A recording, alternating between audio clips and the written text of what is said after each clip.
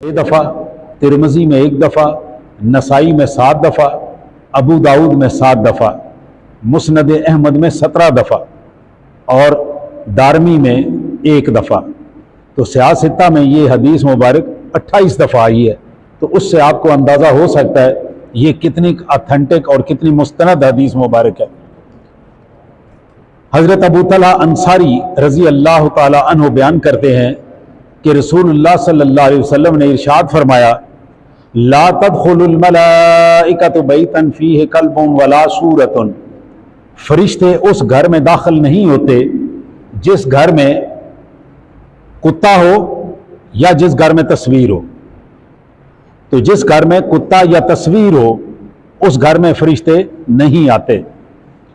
और तस्वीर बनाने वाले को क़यामत के दिन कहा जाएगा, अहयू मा खलक़तुम, कि तुमने जो ये बनाया था इसको जिंदा करो, इसमें जान डालो क़यामत के दिन उससे। तो इसका मतलब ये हुआ कि जो मैंने आपके सामने आयत मुबारक तिलावत की है जिसमें अल्लाह ताला फरमाता है कि मैं शिक्म मादर में तस्वीर बनाता हूं, जैसी चाहता हूं वैसी शक्लें, आपकी मेरी जैसी उसने शक्ल चाहिए वैसे बना दी। अब जो बंदा तस्वीर बना रहा है वो असल में अल्लाह ताला की तख्लीक का मुकाबला कर रहा है ना।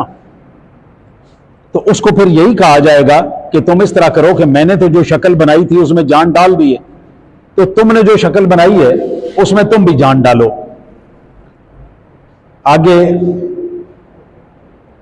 हदीस मुबारक है, ये मुस्लिम, नसाई, अबू दाऊद, मुस्नद अहमद, इन सब में यह हदीस मुबारक मौजूद है कि अब्दुल्ला इब्ने अब्बास रजी अल्लाह ताला अन्हु रिवायत करते हैं कि उम्मुल मोमिनीन सैयदा मैमूना रज़ी अल्लाह ताला अन्हा बयान करती हैं कि एक दिन रसूलुल्लाह सल्लल्लाहु अलैहि वसल्लम जब उठे, मैंने देखा तो आपके चेहरे पे परेशानी के आसार थे।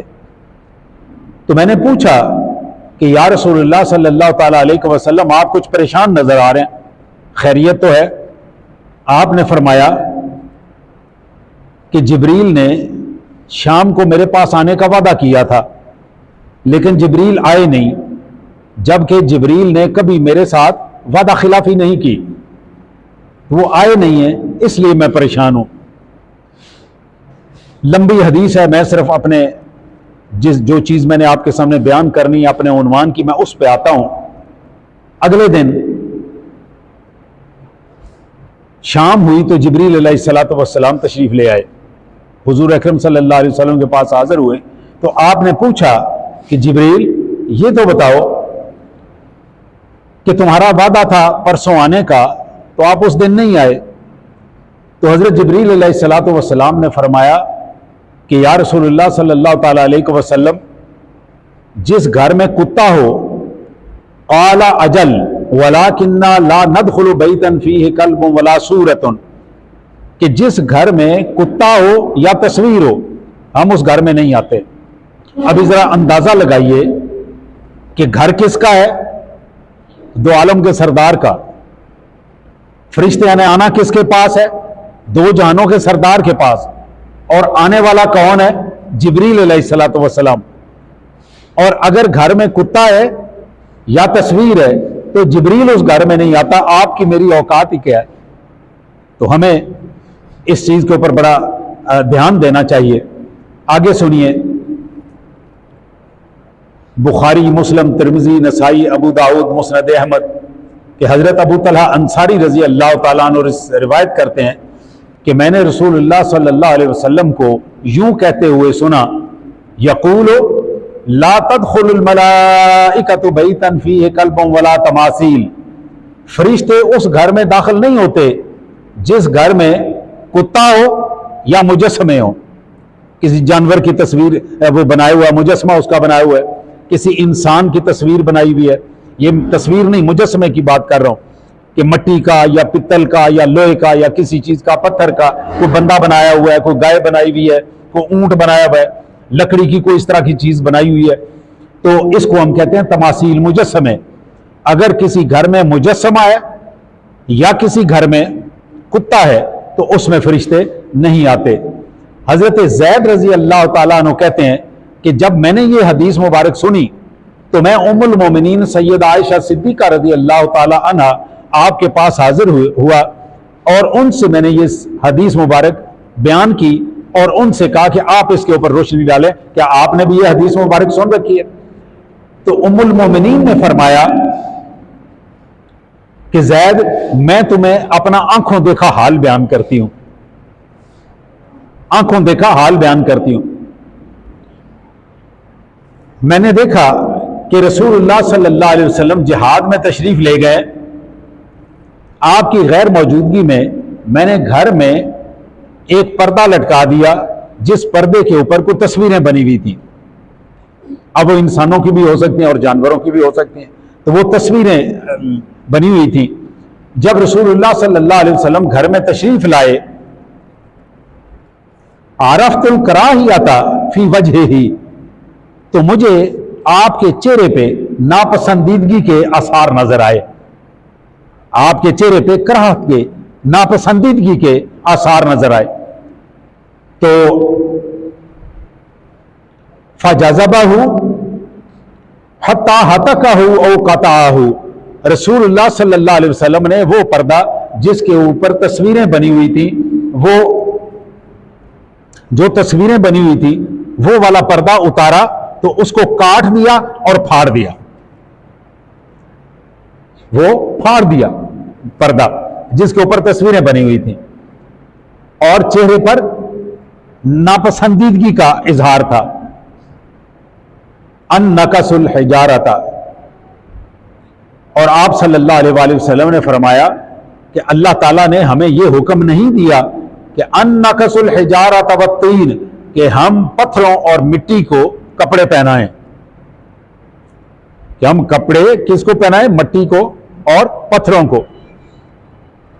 आगे फरमाया, सैयदा आयशा सिद्दीका रज़ी अल्लाह ताला अन्हा कहती हैं कि फिर मैंने वो कपड़ा काट के उसके तकिए के गिलाफ बना दिए और उसमें खजूर की छाल भर दी ताकि वो तकिया बन जाए। अब रसूलुल्लाह सल्लल्लाहु अलैहि वसल्लम तशरीफ लाए और उन्होंने वो तकिए देखे तो आपके चेहरे पे किसी किस्म के कोई नाराजगी के आसार नहीं थे और ना आपने उसे मना फरमाया। अब तब्दीली क्या आई? वो तब्दीली जरा इस हदीस में नोट कीजिए कि पहले वो वाले जो पर्दा था और वो जो तस्वीरें थी वो लटक रही थी, अब वो नीचे आ गई, तो ये तब्दीली आई। इस तब्दीली को आपने मद्देनजर रखना है। मैं अगली हदीस मुबारक में इसके ऊपर थोड़ी सारी रोशनी डालूंगा। मेरे प्यारे दोस्तों, हमारे यहां एक बड़ा आम एक हो गया कि हम अपने पीरों की, बुजुर्गों की, हुजूर गौसे पाक की ये तस्वीरें अपने घरों में रखते हैं और ख़ास तौर पे जो अपने अपने मुर्शद हैं, अपने पीर हैं, उनकी तस्वीरें घर में रखते हैं और बरकत के लिए रखते हैं कि शायद इससे बरकत होगी। ज़रा ये हदीस मुबारक सुनिए। ये बुखारी और मुस्लिम की मुत्तफ़िक़ुन अलैह हदीस है और नसाई में भी आई है। उम्मुल मोमिनीन सैयदा आयशा सिद्दीका रज़ी अल्लाह ताला अन्हा बयान फरमाती हैं कि उम्मुल मोमिनीन सैयदा उम्मे हबीबा और उम्मुल मोमिनीन सैयदा उम्मे सलमा रज़ी अल्लाह ताला अन्हुमा, इन दोनों ने रसूलुल्लाह सल्लल्लाहु अलैहि वसल्लम के सामने एक गिरजे का जिक्र किया जो इन दोनों ने देखा था। उम्मुल मोमिनीन सैयदा उम्मे हबीबा और सैयदा उम्मे सलमा रज़ी अल्लाह ताला अन्हुमा, इन दोनों ने गिरजा देखा था। हबशा में कहीं सफर पे गई होंगी तो वहां पे उन्होंने देखा और आके रसूलुल्लाह सल्लल्लाहु अलैहि वसल्लम को बताया कि हमने देखा कि उसके अंदर तस्वीरें लगी हुई हैं, गिरजे के अंदर तस्वीरें लगी हुई हैं। यह सुनकर रसूलुल्लाह सल्लल्लाहु अलैहि वसल्लम ने इरशाद फरमाया, ध्यान से सुनने वाला इरशाद है, आपने इरशाद फरमाया, इन्ना उलाइका इज़ा काना फीहिमुर रजुलुस सालिहु फमाता, कि इन लोगों का ये हाल था, ये जो गिरजों में जिन्होंने तस्वीरें लगाई हुई थी, इन लोगों का ये हाल था कि जब इनका कोई नेक आदमी मर जाता, और रजुलुस सालिहु, इनका कोई नेक आदमी को वली अल्लाह, जिसे ये वली अल्लाह समझते थे, नेक आदमी समझते थे, जब वो मर जाता, बनऊ अला कब्रिही मस्जिदन, तो उसकी कब्र के ऊपर सजदे करने शुरू कर देते। दूसरा, वसव्वरू फीहि तिल्का सुवर, और फिर उनकी तस्वीरें अपने गिरजों में लटका देते। अब ये तस्वीरें किन की है? अपने वक्त के वलियों की, अपने वक्त के नेक लोगों की तस्वीरें। ये कोई एक्टरों की या एक्ट्रेसेस की तस्वीरें नहीं है, ये नेक लोगों की तस्वीरों की बात हो रही है, जो उस वक्त जिनको ये लोग अपना अल्लाह का वली समझते थे, उनकी ये तस्वीरें। उलाइका शिरारुल खल्क़ इंदल्लाहि अज़्ज़ व जल्ल यौमल क़ियामह, क़यामत के दिन ये लोग अल्लाह की मखलूक में सबसे बदतरीन लोग होंगे। इसका मतलब है कि तस्वीर किसी और की हो या किसी वली अल्लाह की हो या किसी की भी तस्वीर हो, उस तस्वीर के लिए एक ही हुक्म है। अब तस्वीर हम किसे कहते हैं? तस्वीर असल में इंसान का या जानवर का जो चेहरा होता है, यह असल में तस्वीर है। जो चेहरा है, कुछ लोगों ने इसमें सीने तक की जगह शामिल किया, बहरहाल सीना भी अगर शामिल हो तो जो चेहरा है असल में यह है तस्वीर। अब मैंने बहुत सारे उलमा की खिताब सुने, इसके ऊपर उनकी तहकीक सुनी, और खुद भी जितना मेरे में मुमकिन था वो मैंने सारा पढ़ा, और पढ़ने के बाद जिस नतीजे पे पहुंचा वो ये, हमारे यहां कुछ लोगों का कहना यह है कि उस जमाने में फोटो नहीं होता था, कैमरा नहीं होता था, हाथ से तस्वीर बनाई जाती थी या कपड़े के ऊपर धागे के साथ और सुई के साथ सिलाई करके तस्वीरें बनाई जाती थी। इसलिए जो फोटो है इसका हुक्म कुछ और है, और जो तस्वीर हाथ से बनाई भी हो या मुजस्समा बनाया गया हो या सुई धागे के साथ कपड़े के ऊपर तस्वीर बनाई गई हो, उसका हुक्म अलग है, क्योंकि उस जमाने में फोटो और कैमरा नहीं था। इसलिए कैमरे वाली तस्वीर जो है ये जायज है और दूसरे वाली नाजायज है। ये एक लोगों का कॉन्सेप्ट है। मैं इस सिलसिले में जो समझाऊं वो इससे थोड़ा सा मुख्तलिफ है। अगर आप देखें कि रसूलुल्लाह सल्लल्लाहु अलैहि वसल्लम ने तस्वीरों की बात की कि ये अपने नेक लोगों की तस्वीरें लटका देते थे। अब इससे अंदाजा होता है कि हुजूर अकरम सल्लल्लाहु अलैहि वसल्लम का और दीन इस्लाम का जो मंशा है वो फोटो से या इनसे नहीं है, वो ये है कि तस्वीर का इस्तेमाल क्या हो रहा है। अगर तस्वीर का इस्तेमाल देखा जाए तो वो भले फोटो कैमरे की बनी हुई हो, हाथ से बनी हुई हो, या सुई धागे से बनी हुई हो, या वो मुजस्समा बना हुआ हो, कोई भी है, वो इस्तेमाल कौन से हैं? मेरे ज़हन में उसके तीन इस्तेमाल आते हैं। वो तीनों इस्तेमाल सुन लीजिए। एक कि हमारी कोई इमरानी जरूरत है, जिस तरह पासपोर्ट बनवाना है, तस्वीर लगनी है, आपने शनाख्ती कार्ड बनवाना है, उसके ऊपर तस्वीर लगनी है। आजकल तो जितने बच्चे ये इम्तिहान देते हैं उनकी सनदों के ऊपर भी तस्वीरें होती हैं। तो ये सारे के सारे डॉक्यूमेंट जिनके ऊपर आज तस्वीर लगानी जरूरी है, ये मुबाह है। मुबाह का मतलब है ना इसका कोई गुनाह है ना इसका कोई सवाब है, ये मजबूरी हो गई ना।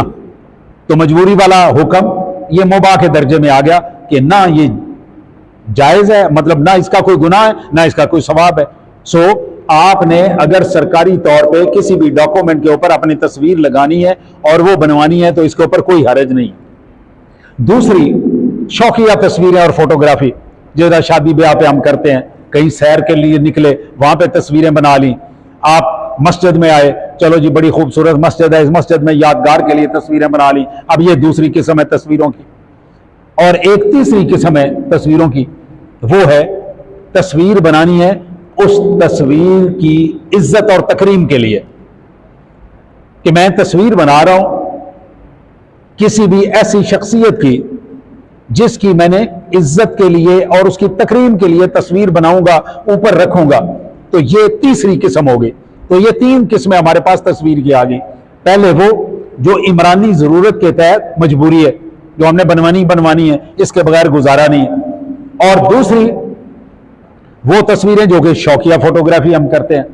और तीसरी, हम किसी ऐसे बंदे की तस्वीर, वो कोई सियासी लीडर है, वो कोई फौजी अफसर है, वो कोई जस्टिस है, वो कोई बहुत बड़े ओहदे पे ओहदेदार है, कोई पीर साहब हैं, कोई बुजुर्ग हैं, कोई हजरत साहब वगैरह वगैरह, कोई भी है, तो उनके लिए जो तस्वीर हम बनाते हैं उनकी तकरीम के लिए, ये अब 3 किस्में हो गई आपके पास तस्वीरों की। अब इन तीनों के लिए मुख्तलिफ हुक्म है, तीनों के लिए मुख्तलिफ हुक्म हो जाएंगे। वो हुक्म क्या है?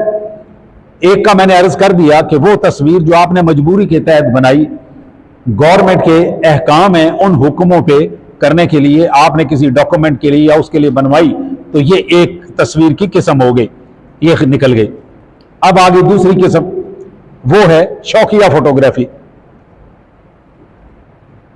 अब शौकिया फोटोग्राफी और ताजीम, इन दोनों में फर्क कैसे होगा? पहले मैं फर्क बता लूं, फिर आपको बताता हूं कि इसका हुक्म क्या है।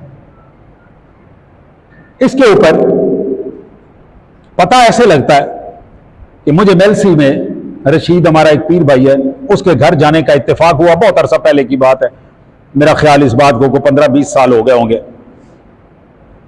तो मैं घर में दाखिल हुआ, मैंने सामने देखा कि अलमारी में 3 तस्वीरें पड़ी हुई हैं, एक मेरे वालिद गिरामी की, एक मेरे बड़े भाई साहब की और एक मेरी, 3 तस्वीरें पड़ी हुई हैं।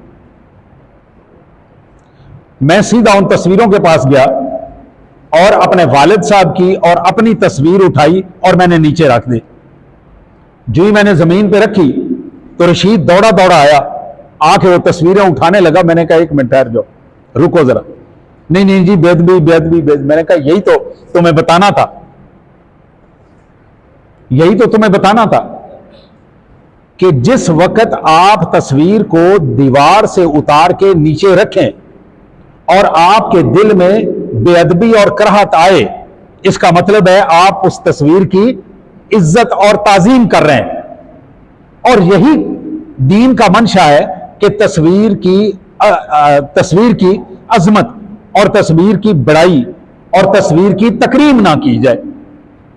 आपके घर में कोई भी तस्वीर पड़ी हुई है, किसी की भी पड़ी हुई है, आप उठाएं, उसको नीचे रखें। अगर आपके दिल को कुछ नहीं हो रहा तो फिर ठीक है, फिर ये वो तस्वीर है जो शौकी आपने रखी हुई है। अगर आपके दिल को तकलीफ हो रही है कि इसके नीचे रखने से कोई बेअदबी हो गई है या कोई ताजीम में फर्क आ गया, इसका मतलब है कि ये तस्वीर आपने ताजीम और तकरीम के लिए लगाई हुई थी। ये दोनों में अब फर्क आपको मैंने एक बताया, एक मिसाल के साथ। अपने घरों में आपने तस्वीर रखी हुई है, आप उठाएं नीचे रख दें। मेरे घर में तस्वीरें मैं थोड़े थोड़े अरसे के बाद सारी जमीन पर रख देता हूं।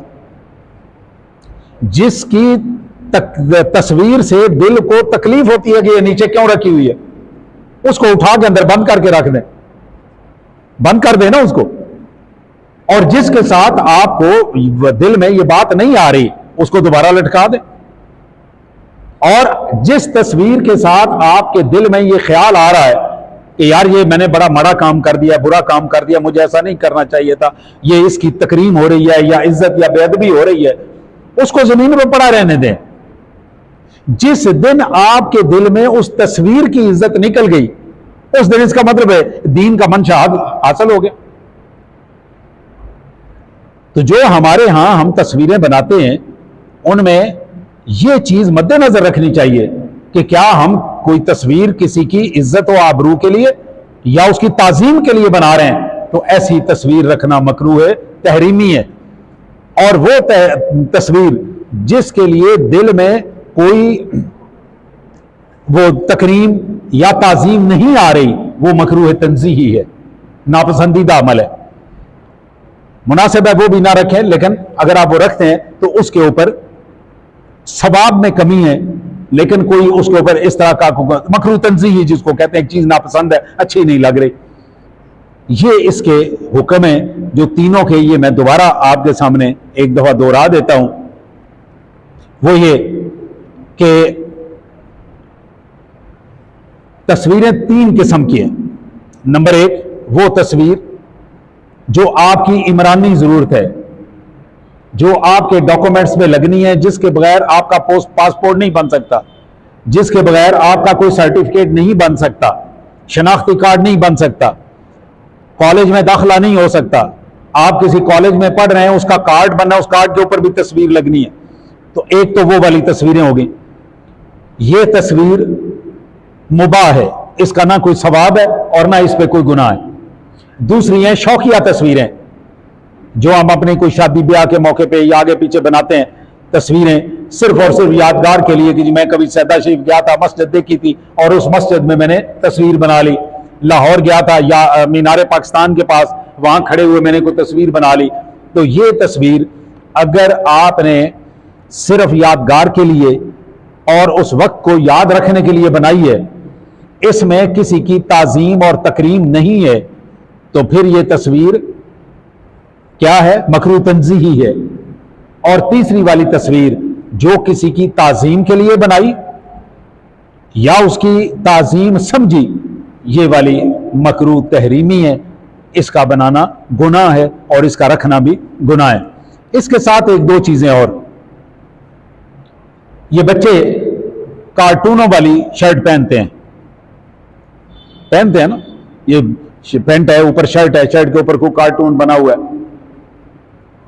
उसके लिए यह है कि जो शर्ट उसने पहनी हुई है उसकी कोई ताजीम तकरीम नहीं कर रहा कि उसने कार्टून को कोई बुजुर्ग समझा हुआ है। अगर ऐसी तस्वीर है तो उसके ऊपर कोई हरज नहीं। तो बच्चे अगर कार्टूनों वाली कोई शर्ट पहन के फिरते हैं तो उसका कोई रौला रपा नहीं है, वो इसके ऊपर पहन सकते हैं। लेकिन अगर आपने कोई शर्ट के ऊपर कोई ऐसी तस्वीर लगा दी है और उसकी नीयत यह है कि ये बड़े किसी बुजुर्ग की तस्वीर है, ये बनेगी तो मेरे ऊपर कोई बरकत होगी, या अगर इसलिए लगाई हुई है, तो ऐसी शर्ट का पहनना मकरूह तहरीमी है। अदरवाइज इसके पहनने में कोई हरज नहीं है। इसी तरह बच्चों के खिलौने हैं, हाथी बना हुआ है, घोड़ा बना हुआ है, या इस तरह की कोई और चीज बनी हुई है, तो ये सारी की सारी चीजें जो आपने इस तरह से बना के रखी हुई हैं, इनमें भी कोई हरज नहीं है। बच्चे घरों में खेल रहे हैं तो उनके ऊपर सवारी कर रहे हैं ना, उसकी कोई ताजीम तो नहीं कर रहे। अलबत्ता वो वाली तस्वीर मुजस्समे जिस तरह लोहे के बने हुए या तांबे के या सिल्वर वगैरह के बने हुए, कोई घोड़ा बना हुआ है या कोई ऊंट बना हुआ है या और कोई इस तरह का हिरन बना हुआ है, मारखोर बना हुआ है वगैरह वगैरह, इस तरह की चीजें बनी हुई जो हमने सजा के किसी डब्बे में रख के खूबसूरत लगने के लिए रखी हुई है। ऑल दो उसमें उसकी ताजीम नहीं है, लेकिन वो जिस तरीके से उसको सजाया हुआ है उसके साथ कुछ ना कुछ ममासलत हिंदू वाली हो जाती है। इसलिए मुनासिब यह है कि जो लोग इस तरह की चीजें बनाते हैं उसकी जगह पे कुछ और रख ले, इसको हटा दें, इसके ऊपर कुछ और बना के रख लें। उसके बाद दफ्तरों में जो बादशाहों की तस्वीरें, किसी दिन अगर आप वो तस्वीर नीचे उतार के रखें और आपके दिल में बेअदबी का गुमान ना गुजरे तो ठीक है, तस्वीर लगी रहे।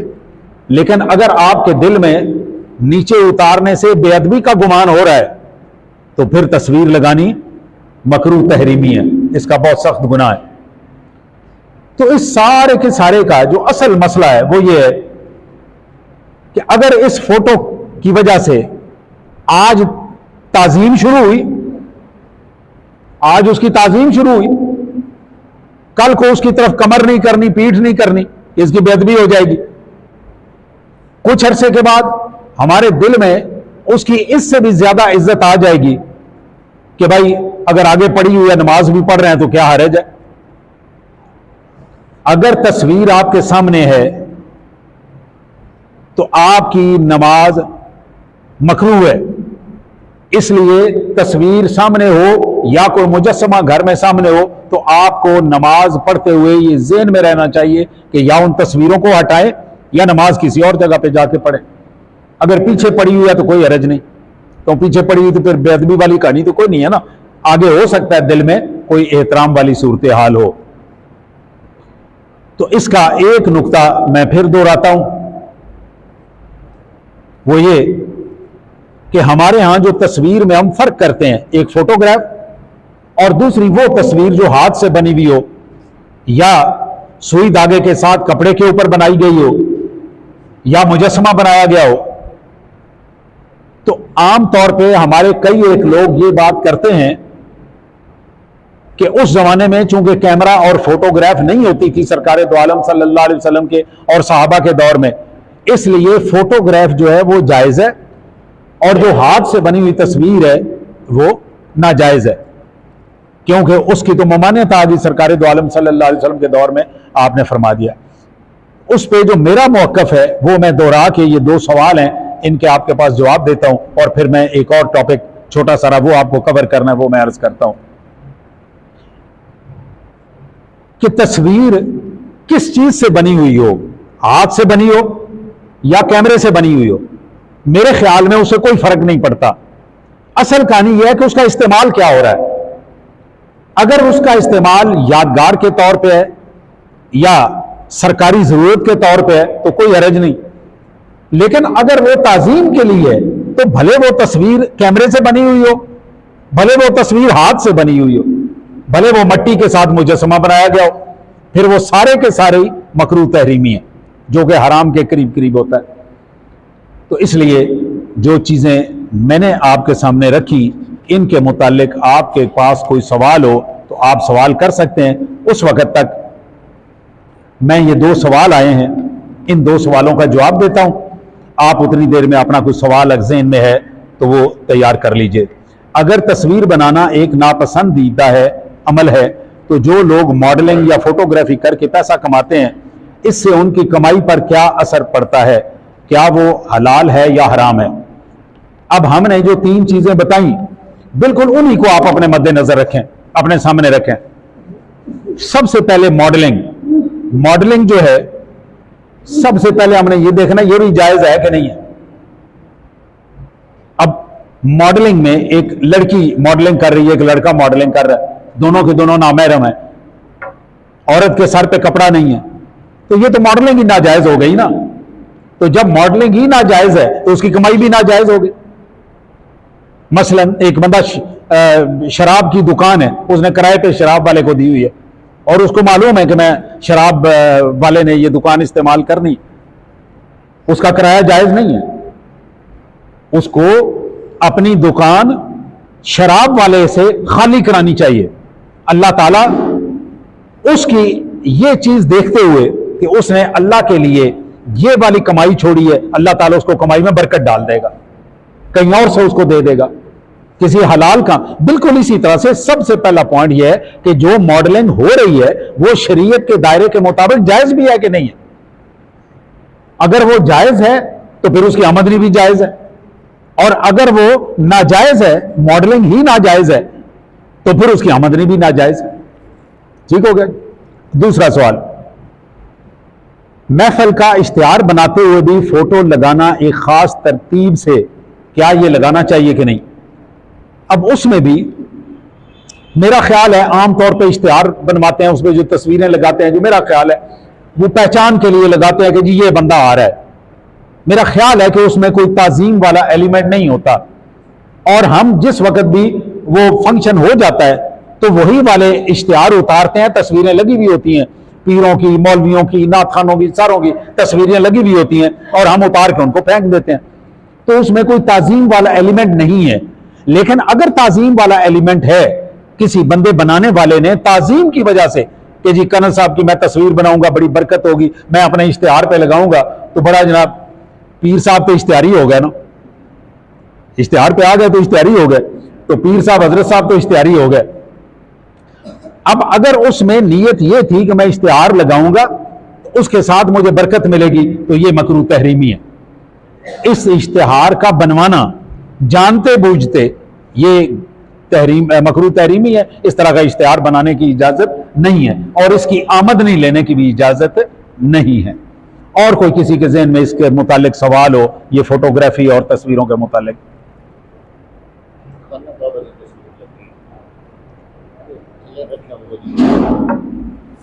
वो मैं अर्ज कर रहा हूं कि तस्वीर का मैंने सबसे पहले बताया, आप लेट आए हैं, कि तस्वीर किसे कहते हैं। तस्वीर हमेशा जानदार की, जिसमें चेहरा आता हो, अगर चेहरा सीने तक ये छोड़ दें तो ये तस्वीर नहीं है, ठीक है। तो बेजान की जो तस्वीर है, जिस तरह बैतुल्लाह शरीफ की है, इसी तरह से सरकार दो आलम सल्लल्लाहु अलैहि वसल्लम के गुंबद मुबारक की है, तो ये तस्वीरें जायज हैं, क्योंकि ये किसी जिंदा की या चेहरे की या उसकी तस्वीर नहीं है, इसलिए ये उस ज़िम्मन में नहीं आती। और कोई चलें जी, एक और मसला इंतहाई अहम और आप सबके न सिर्फ सुनने वाला बल्कि आपके अमल करने वाला और घर में जाके बच्चियों को बताने वाला। ये मेरी आज की तकरीर कल तक यूट्यूब पे आ जाएगी, ये आप डाउनलोड करें या अपने बच्चों में, अपने बहनों भाइयों में, अपनी बेगमात को ये सेंड करें ताकि वो इस मसले को समझें और इस मसले की नजाकत को समझें। पहले तो आप समझे ना, वो ये है कपड़े धोने का मसला। जब से हमारे यहां वॉशिंग मशीन आई है उस वक्त से हमें एक कपड़ों की पाकी नापाकी का बिल्कुल अंदाजा नहीं है कि हमारे कपड़े पाक हैं या नापाक हैं। मैं एक मिसाल देता हूं, मेरे कपड़े हैं, उनमें कोई नजासत लगी हुई है, मैंने अपनी बेगम को कपड़े दिए, उसने धोने हैं, उसके पास 10 12 15 जोड़े बच्चों के भी पड़े हुए हैं, उसने सारे के सारे उसमें डाले, पानी डाला और उसको धो दिया। अब जो नजासत लगी हुई थी वो उसमें पानी में चली गई, उस पानी से सारे कपड़ों में चली गई, तो कपड़े पाक होने की बजाय जो पाक थे वो भी नापाक हो गए। मेरी बात समझ आई है? कपड़े धोने में 2 पॉइंट हैं, ज़हन में रखिए, एक कपड़े का पाक होना और दूसरा कपड़े का साफ होना। आपने जब वॉशिंग मशीन में कपड़े डाले तो वो साफ हो गए, पाक नहीं हुए, बल्कि जो दूसरे कपड़े थे जो पाक थे वो भी नापाक हो गए। ये हमारे यहां इतने, अभी मुझे नहीं पता हम जितने यहां पे बैठे हुए हैं हम में से कितने नापाक कपड़ों के साथ मस्जिद में आए हुए, पता है किसी को? क्योंकि हमारी बेगमात को, हमारी बच्चियों को, बेटियों को, हमारी माओं को इस मसले का पता ही नहीं है। हमें तो मसले यही है कि फलाने दरबार पे जाओ तो पुत्र लाओ, और फलाने दरबार से जाओ तो गुर्दे की तकलीफ ठीक करा लो, और फलाने से अपने खारिश ठीक करा। हमारा तो यही है ना, ये मसले तो हमें बताने नहीं है किसी ने। हम में से जितने लोग इधर बैठे हुए हैं, मेरे समेत, हम में से कितनों को 100% यकीन है कि मेरे कपड़े पाक हैं? नजासत लगी हुई है कपड़े में, वो नजासत कोई भी हो सकती है, पेशाब हो सकता है, कोई और कोई चीज हो सकती है, वो लगी हुई है। आपने वो कपड़े सारे के सारे डाले, उसमें पाक भी थे नापाक भी थे, वॉशिंग मशीन में पानी डाला, अब वो नजासत खुरी और खुर के जितने बाकी वाले कपड़े थे उनके साथ भी लग गई, क्योंकि पानी नापाक हो गया, तो वो कपड़े भी नापाक हो गए। अब इसके पाक करने के लिए, क्योंकि मैंने अर्ज किया ना कि ये 2 हिस्से हैं, एक पाक करना और दूसरा साफ करना, और इसका तरीका मैं अर्ज कर देता हूं कि जिस कपड़े पे नजासत लगी हुई है या जिसके मुतालिक शक है कि इसमें नजासत हो सकती है, हो सकता है ना लगी हुई हो, लेकिन अगर आपको शक है तो उन कपड़ों को वॉशिंग मशीन से बाहर इतना पानी गिराएं, इतना पानी उसके ऊपर बहाएं कि उसमें से नजासत निकलने का आपको यकीन आ जाए। जब आपको यकीन आ गया कि इसमें नजासत नहीं रह गई, अब ये कपड़े साफ करने के लिए वॉशिंग मशीन में डाल दें। अब वॉशिंग मशीन में आप डालेंगे तो ये कपड़े पाक थे, अब आप सर्फ वगैरह इसमें डालेंगे तो ये कपड़े साफ हो जाएंगे, पाक ये पहले आपने कर लिए। एक और दूसरा तरीका भी है, वो तरीका ये है कि नजासत वाले कपड़े आप वॉशिंग मशीन में डाल दें, वॉशिंग मशीन चला दें और उसमें पानी बहाते जाएं। जब इतना पानी निकल जाए, आपको यकीन हो जाए कि अंदर नजासत नहीं रह गई, तो वो कपड़े पाक हो गए। अब उसमें जो भी सरफ शरफ आपने डालना है वो डाल के तो उसको कर लें। लेकिन मेरे ख्याल में जो पहला तरीका है वो ज्यादा मुनासिब है कि आप पहले कपड़े को अच्छे तरीके से पानी इतना बहाएं, इतना पानी बहाएं कि उसके अंदर लगी हुई नजासत जो है वो उसमें से मुकम्मल तौर पे निकल जाए। जब नजासत निकल जाए उसको वॉशिंग मशीन में डालें। अभी हम जब छोटे होते थे उस जमाने में वो एक पटड़ी होती थी, पटड़ी के ऊपर वो सोटा लेके तो कपड़े डाल के तो ऊपर से पानी डालते जा रहे हैं, साबुन के साथ उसको मलते जा रहे हैं, फिर आप सोटे के साथ, तो उसमें नजासत रहने का सवाल ही पैदा नहीं होता। फिर कुछ औरतें थी जो कि नहर पे आके अपने कपड़े धोती थी। अब यहां भी नजासत का कोई एहतमाल नहीं रहता, बहता हुआ पानी है, पाक है, नहर के अंदर, नहर में आप बैठे हुए हैं और उसमें आप कपड़े धो रहे हैं, जो भी नजासत चलती जा रही है वो आगे चलती जा रही है, और चूंकि पानी बहता हुआ है वो पाक होता है, तो वो उतनी नजासत के साथ नापाक नहीं होता। तो आज चूंकि ये वाली चीजें नहीं रह गई, तो हमारी वॉशिंग मशीन ने हमारी पाकी के ऊपर बहुत बुरी तरह असर डाला है। अगर आप और मैं मस्जिद में आए हुए हैं, नमाज पढ़ने के लिए आए हुए हैं, जुमा पढ़ने के लिए आए हुए हैं, और हमें अपने कपड़े का ही पता नहीं कि मेरा कपड़ा पाक है या नापाक है, और ज्यादा गुमान यही है कि कपड़ा नापाक होगा, तो नापाक कपड़े के साथ हम नमाज पढ़ रहे हैं, मुझे बताइए इस नमाज का फायदा है कि कोई नुकसान है? इसका तो नुकसान ही होना है। तो आपको मैंने बात बताई, अभी आपका फर्ज है कि ये बात अपने घरों में जाके अपनी बेगमात को, अपनी अगर माएँ हैं, बहनें हैं, बच्चियां हैं, उनको ये बात समझाएं। मेरा ये क्लिप कल तक इंशाअल्लाह यूट्यूब पे आ जाएगा, आप यूट्यूब से इसको उठाएं, अपने बच्चों को, अपनी बच्चियों को, अपनी बेटियों को ये भेजें, ताकि वो इसके मुताबिक इसको समझें और आइंदा इस पे अमल करें। इस मसले के मुतालिक अगर आपके ज़हन में कोई सवाल है तो आप सवाल कर सकते हैं।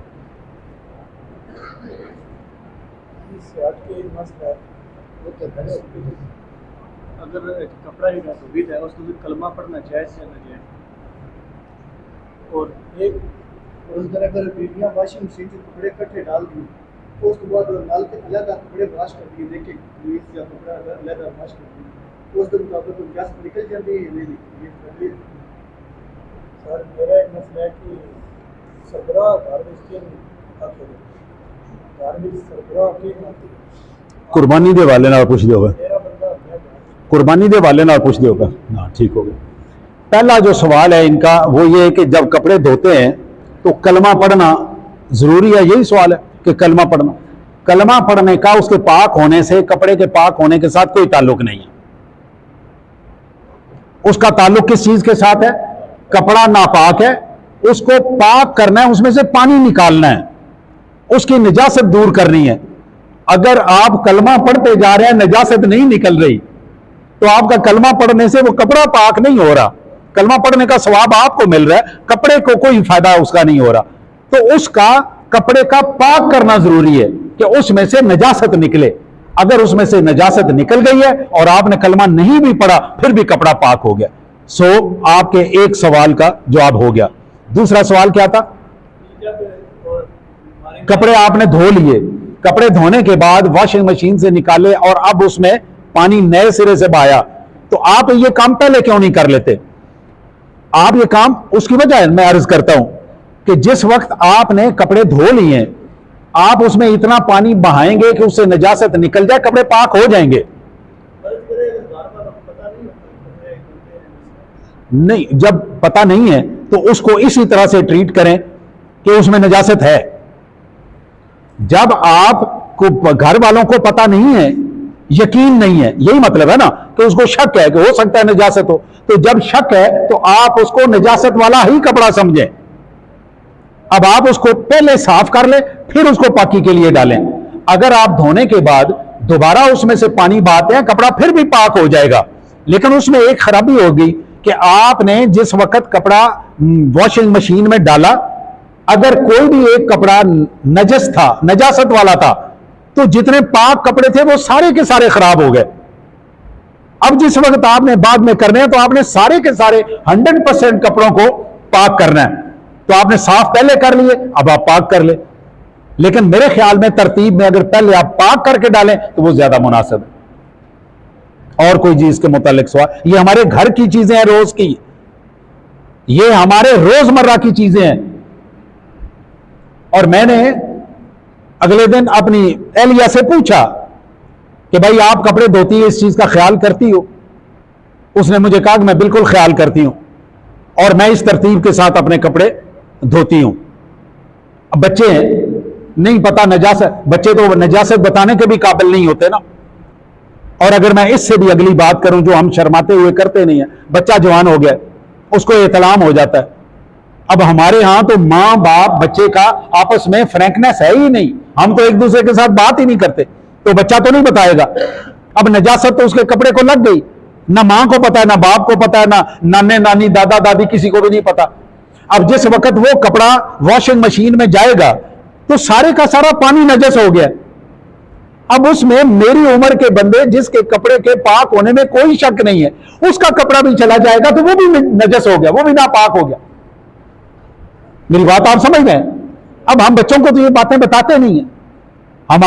मैं तो यहां पे ये मसले करता हूं ना, आज भी इंशाअल्लाह ताला अज़ीज़ मगरिब के बाद हम वो महफिल अपनी शुरू कर रहे हैं जो मैंने मस्जिद की वजह से, मसरूफियात की वजह से छोड़ी थी। तो मेरे बच्चे नौजवान, उनसे मेरी गुजारिश है कि वो तशरीफ लाएं। उसी तरह से वो 10-10 रुपए वाला इनाम वाला, और पैसे अपने इकट्ठे रखे हुए, तो वो सारा इनाम वाला सिलसिला इंशाअल्लाह ताला अज़ीज़ मगरिब की नमाज के बाद 1 घंटे के लिए हम ये प्रोग्राम, और उसमें मैं बड़ी तफसील से, थोड़ी तफसील से नहीं, बड़ी तफसील के साथ, ताकि मेरी नस्ल को, मेरे अगले आने वाली नस्ल को ये पता हो कि मैंने पाक कैसे होना है।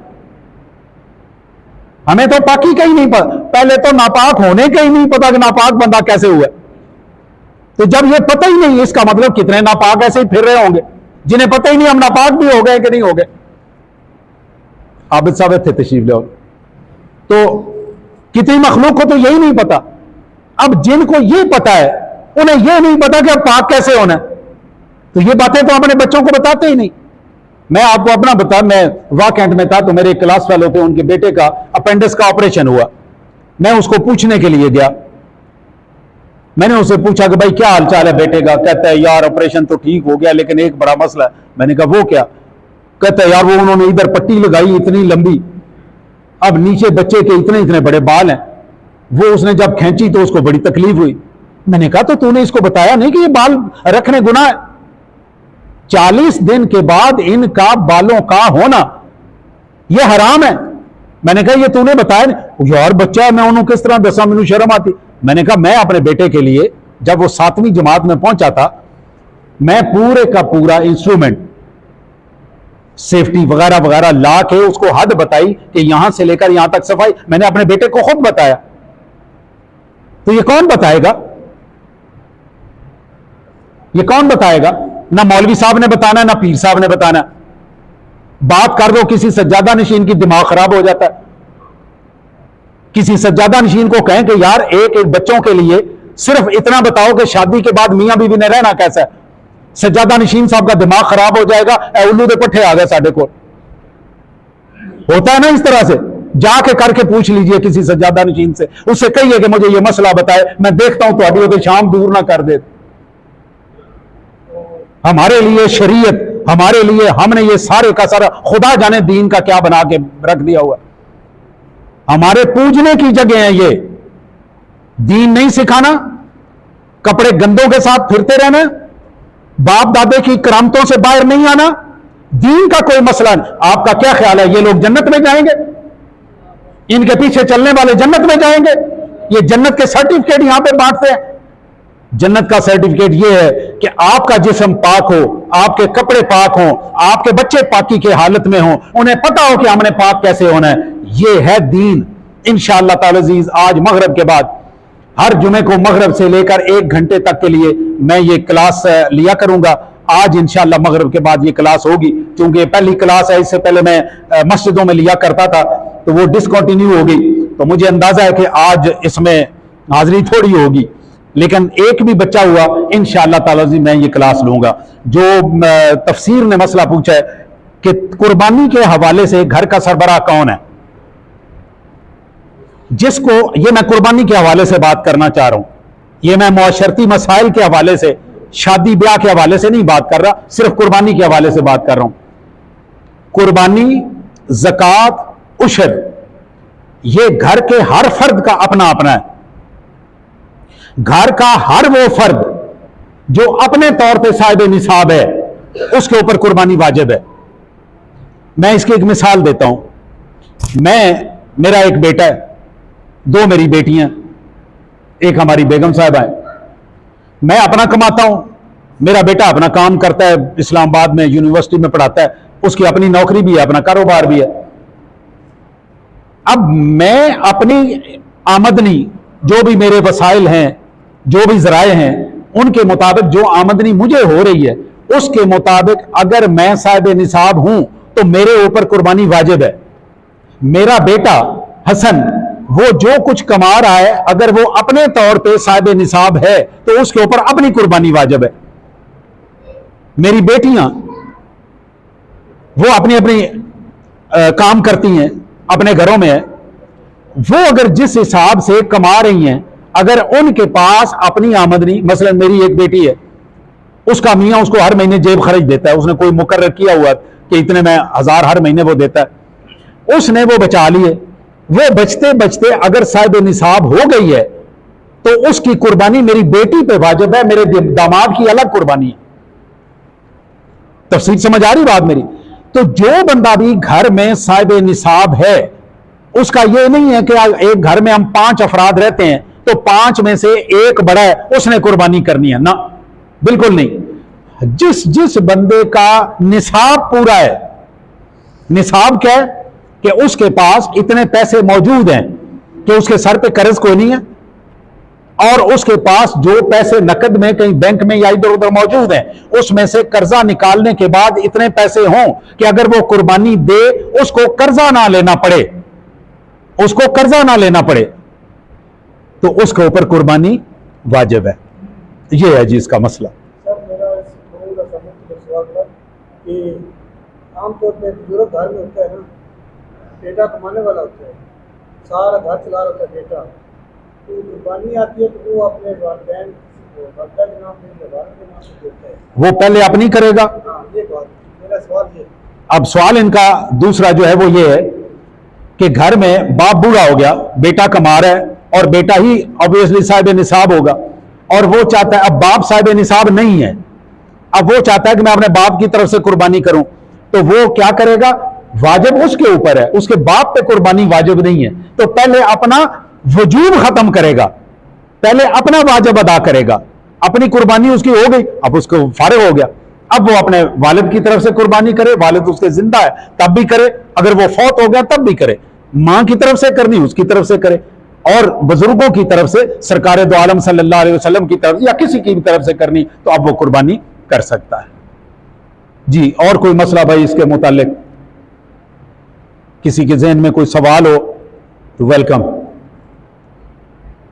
चलें जी, कोई नहीं है तो हम 2 मिनट जिक्र करते हैं और जिक्र करने के बाद इंशाअल्लाह ताला अजीज फिर नमाज पे आते हैं। बिस्मिल्लाहिर्रहमानिर्रहीम। ला इलाहा इल्लल्लाह, ला इलाहा इल्लल्लाह, ला इल्लल्लाह,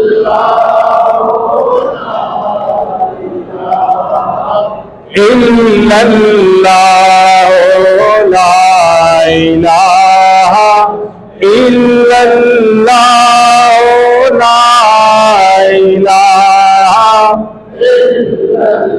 मुहम्मदुर रसूलुल्लाह सल्लल्लाहु अलैहि वसल्लम।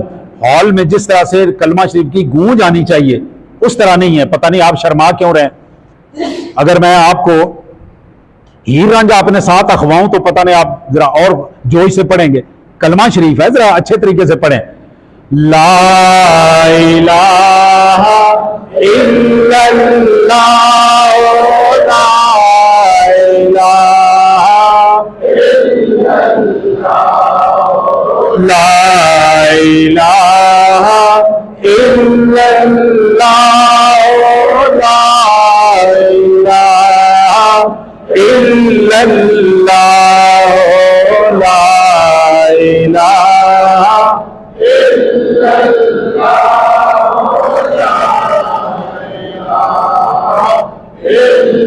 मुहम्मदुर रसूलुल्लाह सल्लल्लाहु अलैहि वसल्लम। बिस्मिल्लाहिर्रहमानिर्रहीम। इल्लल्लाहु इल्लल्लाहु इल्लल्लाहु इल्लल्लाहु इल्लल्लाहु इल्लल्लाहु